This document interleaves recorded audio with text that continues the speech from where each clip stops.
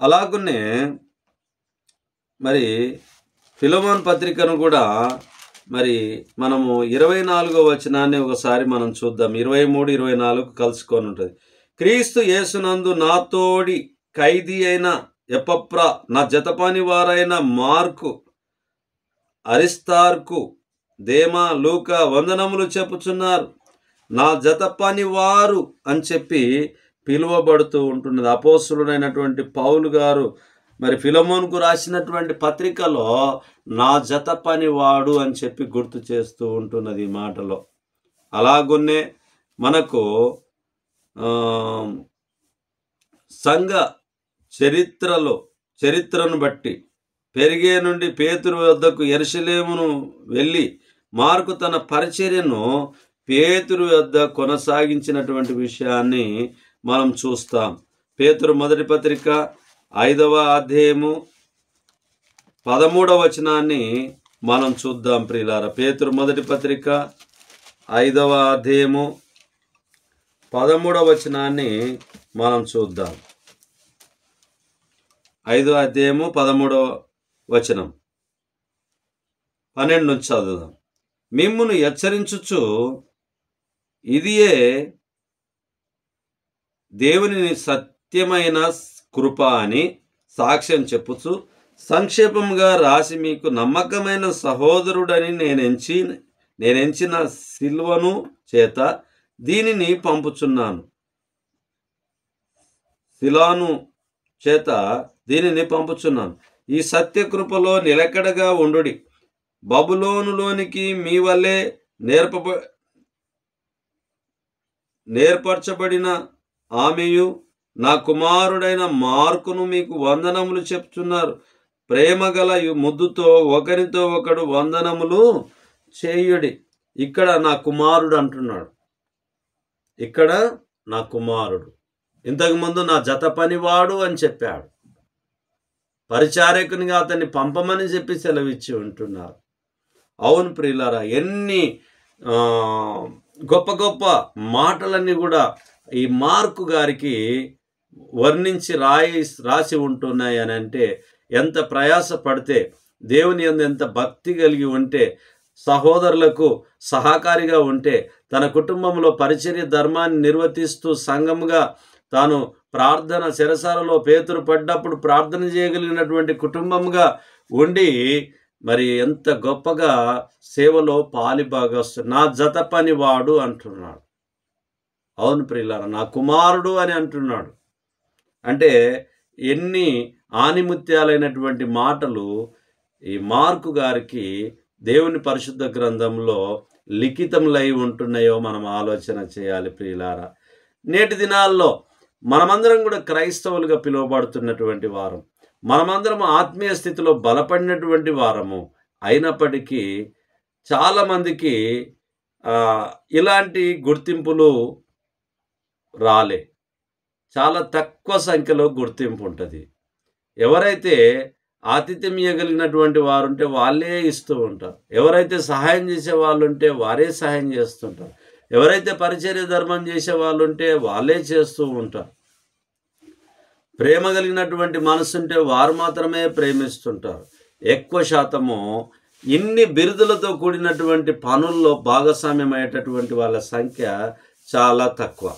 కానీ దేవుని కృపలో పిలువబడినటువంటి పిలుపును బట్టి చూస్తే జత పనివాడు, కుమారుడిగా, పరిచారకునిగా, తన కుటుంబాన్ని సంఘముగా, తన కుటుంబంలో ప్రార్థన చేసే గృహముగా మార్చుకోవడానికి మరి మార్కు గారిని దేవుడు ఏర్పాటు చేసుకున్న సాధనమై ఉంటూ ఉన్నది. అందుకనే మరి ఈ 13వ వచనాన్ని మనం చూసినప్పుడు, బబులోనులోనికి మీ వల్లే నేర్పరచబడిన ఆమెయు నా కుమారుడైన మార్కును మీకు వందనములు చెప్పుచున్నారు. ప్రేమ గల ముద్దుతో ఒకని ఒకడు వందనములు చేయుడి. క్రీస్తునందున్న మీకందరికీ సమాధానము కలుగును గాక. ఆమేన్. ఎందుకు అని అంటే, సమాధానముతో నింపబడినటువంటి వారిగా, దేవుని పరిచర్యలు నమ్మకమైనటువంటి వారిగా ఉండడము చాలా ప్రాముఖ్యమై ఉంటున్నది. అలాగున్నే మరి వెంటనే అనేటటువంటి మాటను కూడా మార్కు సువార్తలో 35 సార్లు మనకు కనిపిస్తూ ఉన్నది. మరి ప్రభువును నమ్మిన తర్వాత తాను లేవి గోత్రికుడైనందున యాజక యాజక వృత్తికి వెళ్ళవలెనన్న శోధన రాకుండానట్లు తన చేతి వేలును ఒక దానిని నరికివేసినందున మొండి చెయ్యి మార్క్ అని పేరు కలిగినట్లు ఈయనకు ఉన్నది. ఇతనిలో ఉన్నటువంటి గొప్ప లక్షణాలు ఒకటి మనం చూసినప్పుడు ప్రార్థనా గృహంగా మార్చుకున్నాడు. రెండోదిగా మనం చూసుకున్నప్పుడు ఆస్తిపరుడిగా మనకు ఆత్మీయుడిగా కనిపిస్తూ ఉన్నాడు. మూడోది చూస్తే హెచ్చరిక పొందేటటువంటి పుత్రునిగా కనిపిస్తూ ఉన్నాడు. మరి బర్నబా చేత అంతియొక్కయ సంఘమునకు తేబడి తనకు తోడుగా సంఘంలో సహకారిగా ఉండడానికి మనం గమనిస్తాము.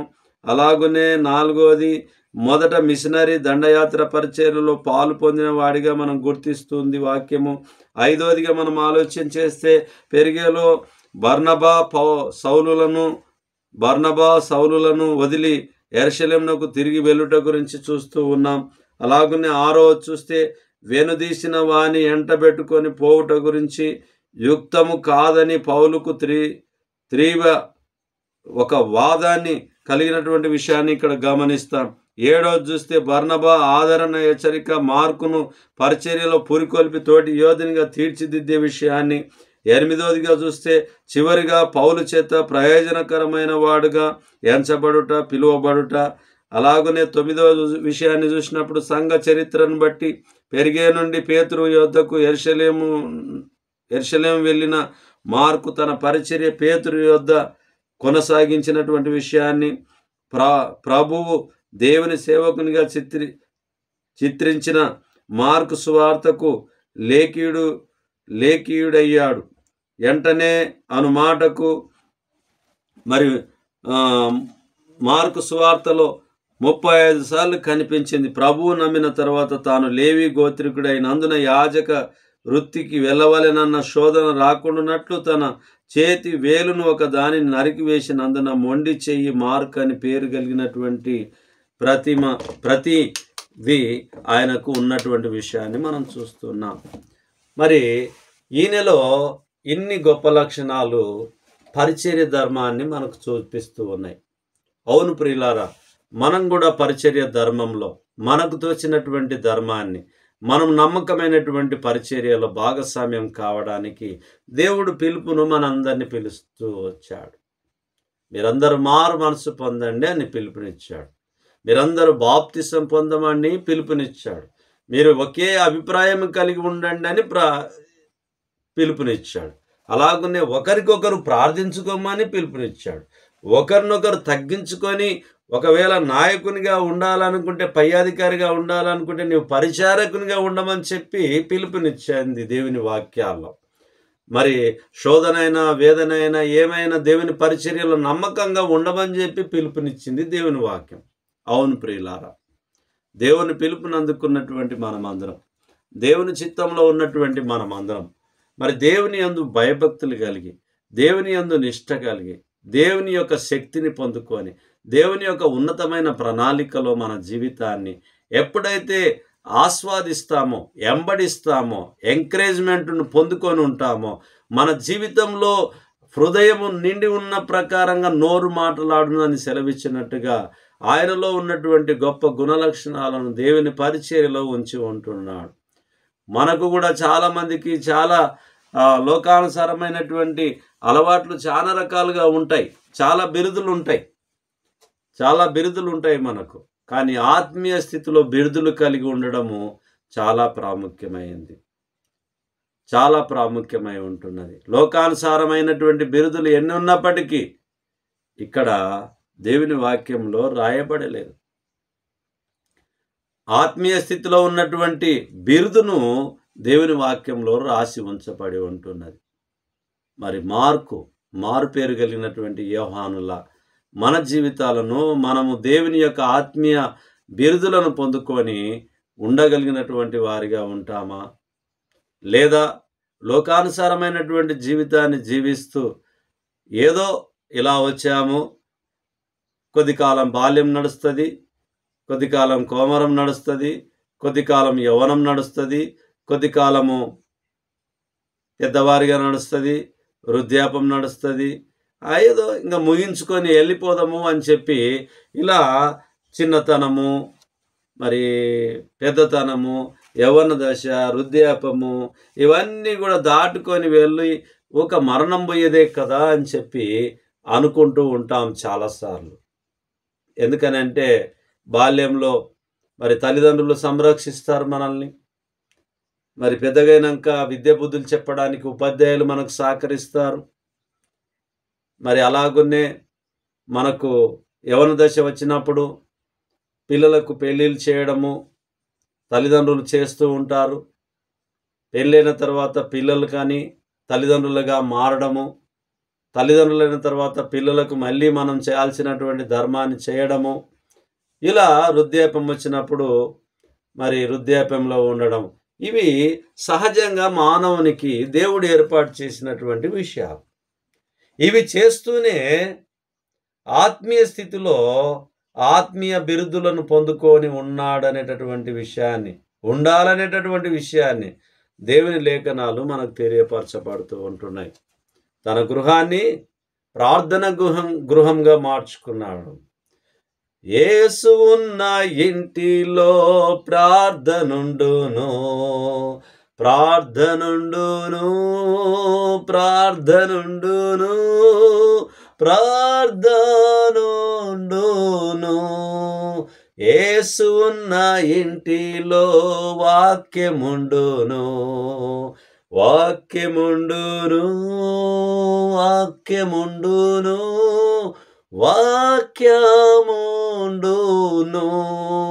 యేసు ఉన్న ఇంటిలో పాటలుండును, పాటలుండును, పాటలుండును, పాటలుండును. యేసు ఉన్న ఇంటిలో ఎంతో సంతోషం, ఎంతో సంతోషం, ఎంతో సంతోషం, ఎంతో సంతోషం. మనమందరం కూడా మార్పు జరగాలనే దేవుని ప్రణాళిక. మునుపు సౌలుగా ఉన్నటువంటి ఆయన పౌలుగా మారి దేవుని పరిచర్యలో భాగస్వామ్యమయ్యాడు. మరి మనము మన జీవితంలో కూడా మునుపు ఎట్లున్నాం శరీరానుసారమైనటువంటిది కాదు ప్రాముఖ్యమైనది. ప్రారంభం ఎలాగుంది అనేటటువంటిది ప్రాముఖ్యం కాదు, ముగింపు ఎలాగుంది అనేటటువంటిదే దేవుడు కోరుతాడు. విరిగి నలిగినటువంటి మనసునే దేవుడు కోరుకుంటాడు. మన జీవితాన్ని మీతో నాతో మాట్లాడుతున్నది పరిశుద్ధ గ్రంథంలో ఉన్నటువంటి మాటల్లో మాధుర్యాన్ని మనం ఆస్వాదిస్తూ దేవుని కృపలో భద్రపరచబడుతూ దేవుని చిత్తంలో పనిచేస్తూ దేవుని చిత్తాన్ని లోకంలో జరిగిస్తూ ముందుకు కొనసాగడమే చాలా ప్రాముఖ్యమైనటువంటి పని అని చెప్పి దేవుని వాక్యం తెలియపరుస్తుంది. మానవులము అనేక మార్లు తప్పిపోవచ్చు, అనేక మార్లు తొట్టిల్లొచ్చు, అనేక మార్లు అబద్ధములాడవచ్చు, అనేక మార్లు మాట చేత, క్రియ చేత, నడక చేత, చూపు చేత ఏదో విధంగా మనం తప్పిపోయినటువంటి వారిగా మనం ఉంటున్నాం. అతిక్రమములను దాచిపెట్టువాడు వర్ధిల్లడు కానీ దాన్ని ఒప్పుకొని విడిచిపెట్టినటువంటి వాడు కనికరం పొందుతాడని సెలవిచ్చినట్టుగా మన జీవితంలో కూడా దేవునికి ఉపయోగపడేటటువంటి వారిగా మనల్ని ఈ లోకంలో దేవుడు ఏర్పాటు చేసుకున్నాడనేటటువంటిది మనము జ్ఞాపకం చేసుకోవాలి. మన జీవితంలో దేవుని యొక్క ప్రణాళిక గొప్పగా ఉన్నది. ఎందుకనంటే ప్రతి మానవుల్లోన, ప్రతి స్త్రీలోన, ప్రతి పురుషుల్లోన దేవుని యొక్క ప్రణాళిక ఏర్పాటు చేయబడి ఉన్నదనేటటువంటిది నీ జీవితంలో, నా జీవితంలో లేఖనాలు మనకు గుర్తు చేస్తూ ఉంటున్నాయి.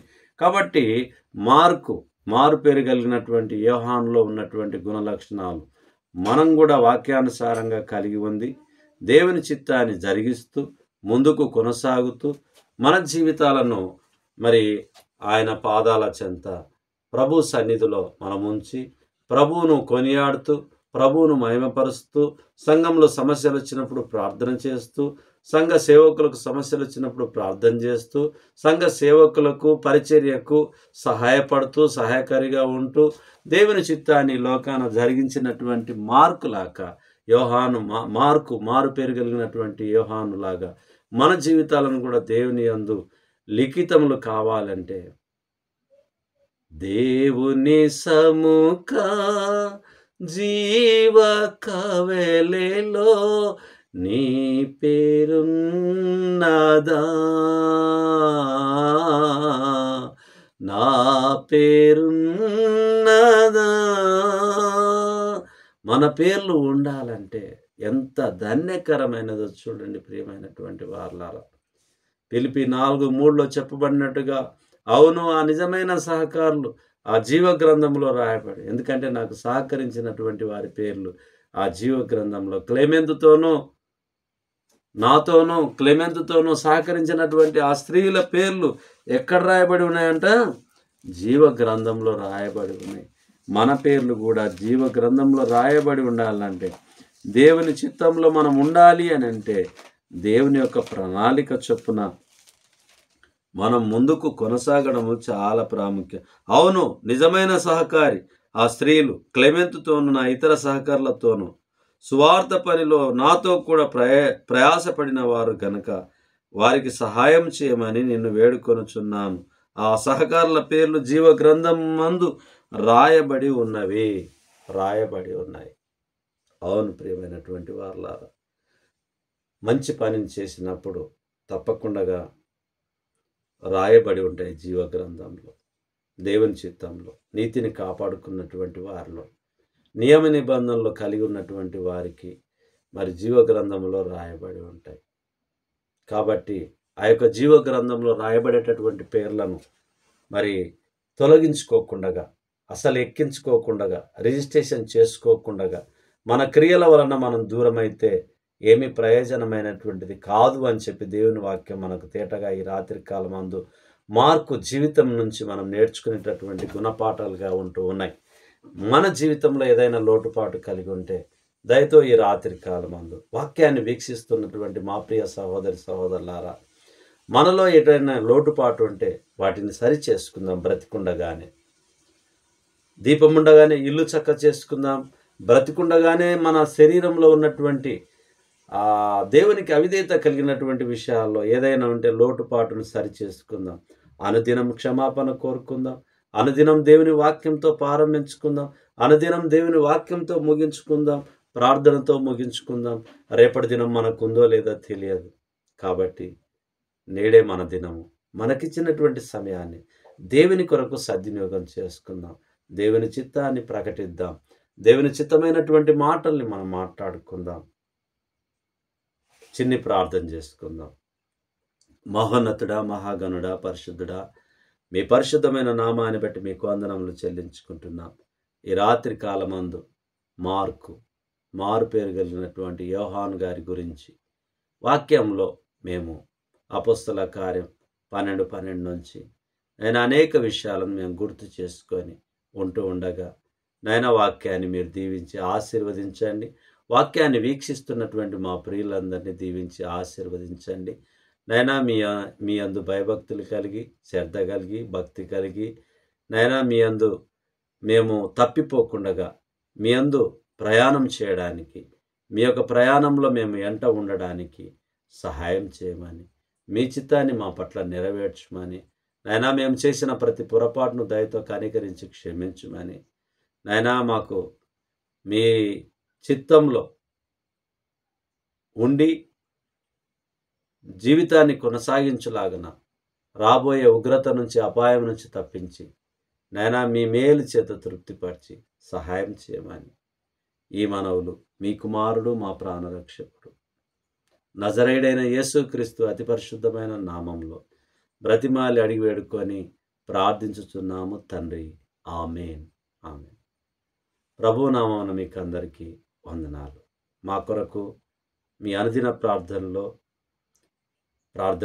ప్రార్థనలో జ్ఞాపకం చేసుకోవాల్సిందిగా, అనేకుల కొరకు పరిచర్య ధర్మం చేస్తున్న ప్రతి ఒక్కరి కొరకు, మార్కు జీవితంలాగా ఉంటున్నటువంటి ప్రతి ఒక్కరి కొరకు ప్రార్థనలో జ్ఞాపకం చేసుకోవాల్సిందిగా మనవి. మార్కు లాంటి జీవితం కలిగినటువంటి గొప్ప జీవితం నాది కాదు, కానీ అల్పుణ్ణి, అయోగ్యుని, ఎందుకు పనికిరాని వాడిని అయినప్పటికీ నన్ను కూడా మీ ప్రార్థనలో జ్ఞాపకం చేసుకోవాల్సిందిగా ప్రభు నామమున మనవి. అందరికి వందనాలు.